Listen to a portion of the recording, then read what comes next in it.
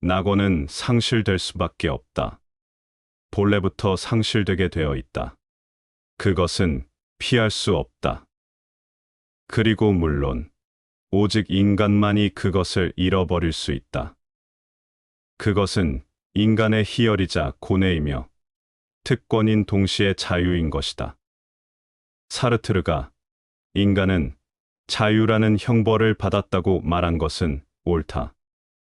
그것은 자유에 관련해서 선택의 문제가 발생하기 때문이다.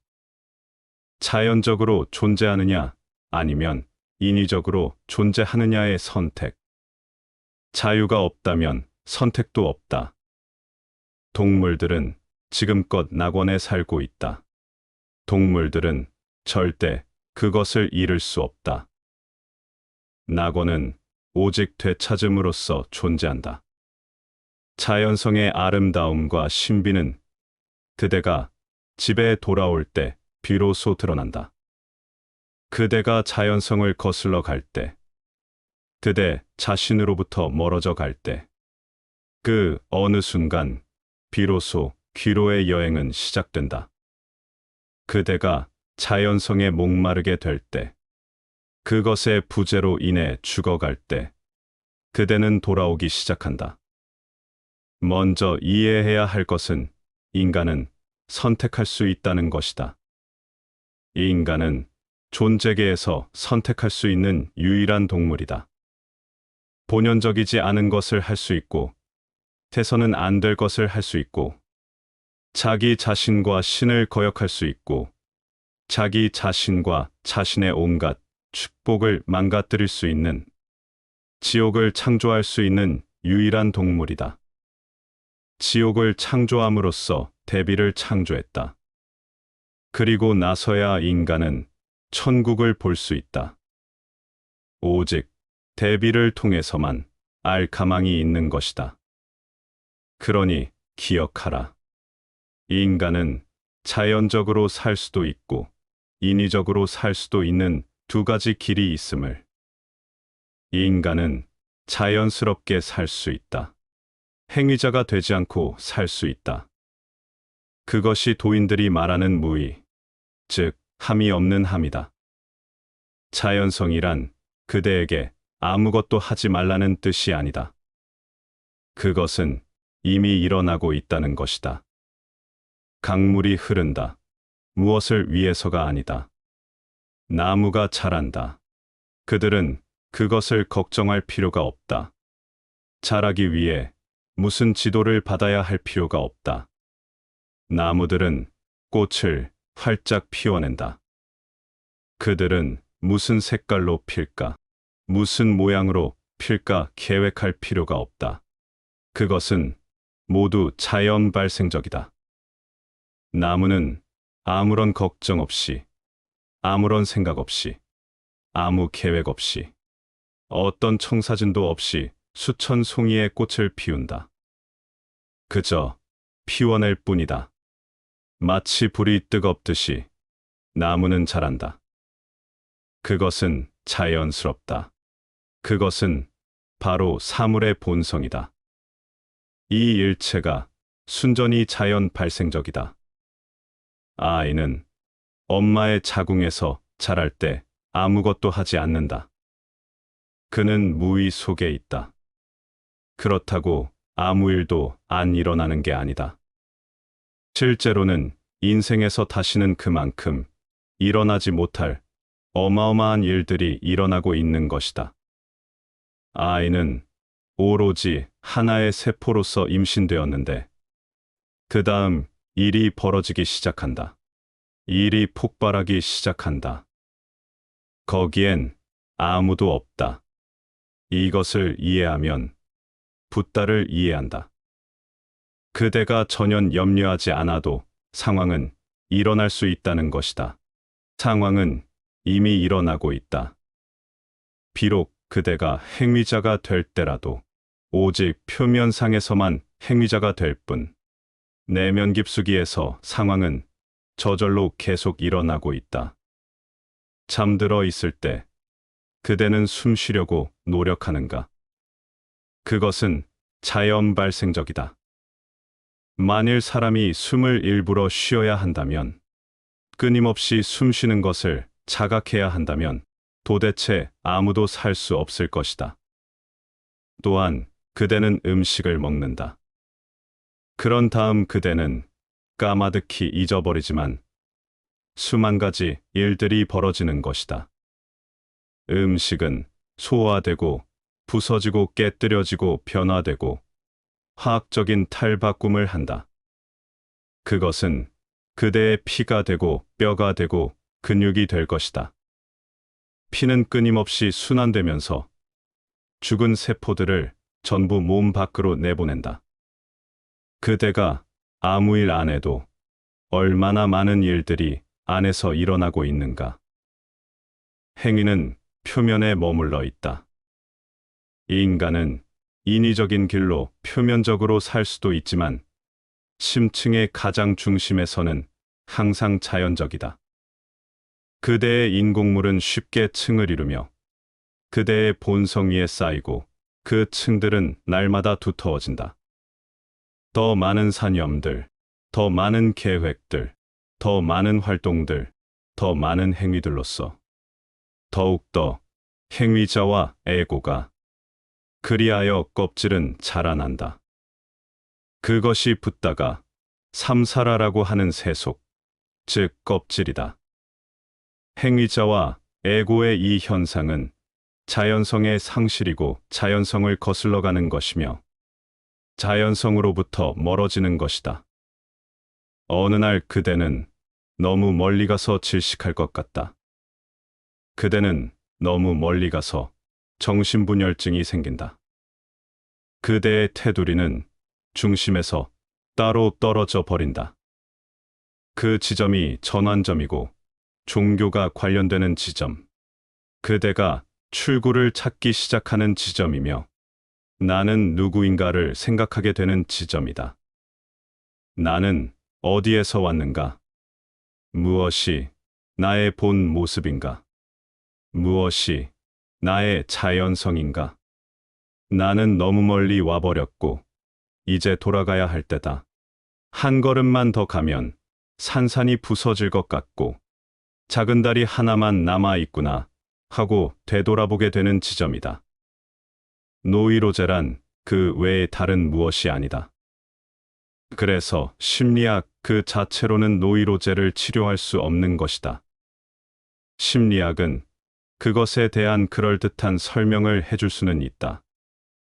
그것은 노이로제도 존재하고 그대도 존재할 수 있는 생활 방식을 일러줄 수는 있다.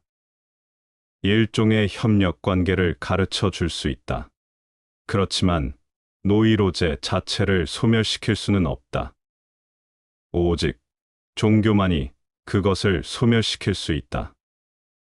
심리학은 비약하여 종교가 되지 않고는 부분적으로 남을 수밖에 없다. 종교는 어째서 노이로제를 치유할 수 있을까? 어째서 정신분열증을 치유할 수 있을까? 종교는 그대를 전체적으로 만들 수 있기 때문이다. 테두리와 중심은 하나가 돼야 한다. 그들은 손을 맞잡고 하나가 돼야 한다. 그들은 하나의 리듬으로 작용하고 하나의 떨림으로 진동해야 한다. 그것이 진정한 건강이다. 또한 전체성이고 거룩함이다. 그곳이 불성이 생겨난 곳, 인간이 다시 온전해지는 곳이다. 붓다가 되지 않는 한 그대는 제정신으로 남아있을 수 없다. 정도의 차이는 있지만 그대는 광기를 지닌 채 살아가야 할 것이다. 그것을 지니고서도 안간힘을 써서 살아갈 수는 있다. 그러나 그것은 안간힘을 썼을 때이다. 그것은 단속이다. 그대는 쉴 수 없다. 그대는 지켜본 적이 없는가? 사람은 누구나 미치는 것을 두려워한다. 사람은 자신을 통제하려고 노력하지만 항상 두렵다. 만일 뭔가 잘못되면, 만일 어떤 것이 더 잘못되면 자기 자신을 통제할 수 없을 것이다. 대부분 그런 직전에 있다. 사람들은 거의 99%가 그런 직전에 있다. 1%만 더 있으면 어떤 작은 일, 사소한 일 하나만 더 일어나면 그대는 파산할 것이다. 그대는 더 이상 제정신일 수 없다. 정신이 온통 나가 버린다. 그렇게 쉽사리 정신이 나가 버리는 걸 보면 겉으로만 제정신이었던 게 틀림없다. 그것은 아주 얄팍하고 연약했던 게 틀림없다. 붓다나 그리스도나 크리슈나가 되지 않는 한 이들은 모두 중심과 테두리가 춤과 조화 속에서 작용하는 동일한 의식 상태의 이름들이다. 그 조화로움이 일어나지 않는 한 그대는 가짜로 머물 것이고 위선에 머물 것이며 고통에 머물 것이다. 예수는 말한다. 두드려라 열릴 것이다. 그것은 구하면 얻을 것이다. 그저 구하기만 하면 얻을 것이다. 그것은 항상 그대의 것이었다. 그저 원하기만 하면 가질 수 있을 것이다. 하지만 인위적인 것에는 엄청난 매력이 있다. 인위적인 것은 상반적이기 때문이다. 그대와 반대이기 때문이다. 반대되는 것은 언제나 매력적이고 흥미를 불러일으키고 하나의 도전처럼 존재한다. 그대는 알고 싶은 것이다. 하여 남자는 여자에게 끌리고 여자는 남자에게 끌린다. 그런 식으로 사람들은 서로에게 서로 반대에게 끌리고 집착하게 되는 것이다. 그러나 심층에는 똑같은 것이 뒤따른다. 그대의 본질적 존재는 이미 그대의 것처럼 보인다. 그러니 그것을 붙잡거나 그것이 될 필요가 있겠는가? 이 인간은 새로운 것을 원한다. 그 때문에 그대는 모든 흥미를 잃어버렸다. 그래서 그대는 신을 간과하고 있다. 신은 이미 있으니 그에게 흥미가 있을 리 없다. 그대는 세상과 돈에, 힘과 명예에 마음이 끌린다. 그러한 것들은 가지고 있지 않기 때문이다. 신은 이미 주어졌다. 신은 본질을 뜻한다. 누가 본질을 신경 쓰는가? 무엇보다도 이미 가지고 있는데 왜 생각하는가? 우리는 우리가 가지고 있지 않은 것, 비본질적이고 인위적인 것에 매력을 느낀다. 비본질적이고 인위적인 것에 관심을 집중하며 그 속으로 돌진한다. 하나의 인위적인 틀에서 또 하나의 인위적인 틀의 삶으로 이 인간은 이른바 돈과 권력과 명예를 획득하는 새 속에서 비본질적으로 살아간다. 그러다가 어느 날 종교적이 되지만 또 다른 면에서 비본질적으로 움직인다. 그 동안은 돈을 벌었지만 이제는 천국과 내세에 관심을 더 갖는다. 그 동안은 사람들이 그대를 어떻게 생각할지를 중요시했지만 이제는 신이 그대를 어떻게 생각할까를 중요시한다. 그 동안은 여기에 근사한 집을 짓는데 관심이 있었지만 이제는 천국과 내세의 아름다운 집을 짓는 것에 관심이 있다. 그대는 부자연스럽게 살았다. 사람이 어떻게 하나의 인위적인 태도에서 또 다른 인위적인 태도로 바뀌는지 보라. 그대는 지나치게 먹었다. 먹는데 사로잡혀 끊임없이 자신을 괴롭히고 있다가 어느 날 이에 신물이 난다. 그래서 단식하기 시작한다. 이제 다시 그대는 흥분한다. 다시 뭔가 일어나리라는 희망을 가질 수 있는 것이다. 그래서 단식이라는 극단으로 갈 수 있는데 그것은 과식하는 것만큼이나 본질에 어긋나는 것이다. 자연적이 된다는 것은 정중앙에 있는 것이다. 붓다는 그것을 중도라고 불렀다. 자연성은 바로 반대의 두 극단 사이, 정확히 한가운데에 존재하기 때문이다. 그대는 한평생 여자를 쫓아다녔다. 그러다 어느 날 독신이 되기로 결심하고 카톨릭 수도원에 들어가거나 아니면 힌두 승려가 되어 히말라야로 간다. 이 사람은 끝도 없이 여자를 쫓아다닌 바로 그 사람이다. 이제 그는 그것에 지친다. 이제는 그것을 깨끗이 떨쳐버리고 싶다. 그는 반대 방향으로 움직이고 싶다. 그는 수도원으로 도피한다. 이제는 억지로 독신 생활을 하는데 이것은 먼저 번과 똑같이 인위적인 자세이다. 하나의 인위성에서 또 다른 인위성으로 이끌리면서 인간은 계속 윤회할 수 있다. 그것을 자각하라. 자연스러워진다는 것은 매력이 없다. 자연스러워진다는 것은 어쨌거나 에고는 만족치 못하리라는 의미이다. 그래서 붓다는 이렇게 말한다. 평범해지라. 아무것도 아닌 자가 되라. 자연스러워지라. 자연스러운 사람은 깨달은 사람이다. 자연스러워지는 것은 깨닫는 것이다. 동물이나 나무나 별들처럼 자연스러워지는 것. 스스로 짐지우지 않는 것. 어때야만 한다는 관념이 없는 것. 그것은 깨닫는 것이다. 깨달음은 존재의 자연스러운 상태이다. 어떤 성취 같은 게 아니다. 사람들은 깨달음에 대해 생각할 때면 항상 그것을 어떤 성취물로 생각한다. 사람들은 내게 와서 오쇼. 어떻게 하면 깨달음을 성취할까요? 하고 묻는다. 그것은 성취의 차원이 아니다. 성취한 것 또는 성취할 수 있는 것이라면 모두 인위적일 터이기 때문이다. 자연성은 성취할 필요가 없다. 그것은 이미 갖추어져 있다. 그렇지 않으면 그것은 결코 존재하지 않았다. 깨달음은 성취하지 못한다. 그대는 다만 성취에 대한 마음을 버릴 수 있을 뿐이다. 그대는 그 속에서 쉬어야 한다. 그것은 가능하다. 맨 처음부터 그것은 가능하다. 그 속에서 쉬어라. 깨달은 사람은 높은 꼭대기에 도달한 사람도, 사다리의 제일 높은 층계에 도달한 사람도 아니다. 그대들 모두는 사다리 타는 자들이다.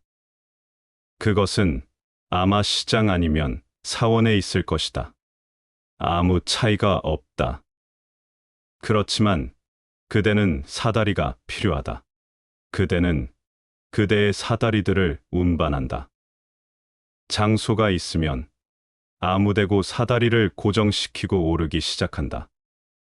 그러나 아무도 묻지 않는다. 어디로 가는가?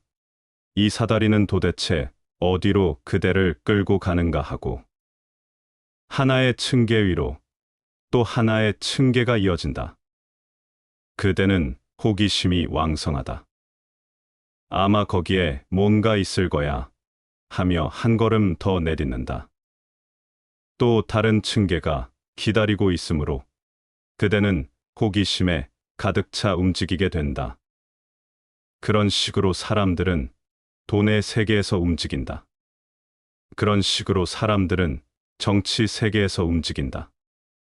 수많은 사람들이 같은 사다리를 타고 있으니 남들의 것은 떠밀어야 한다.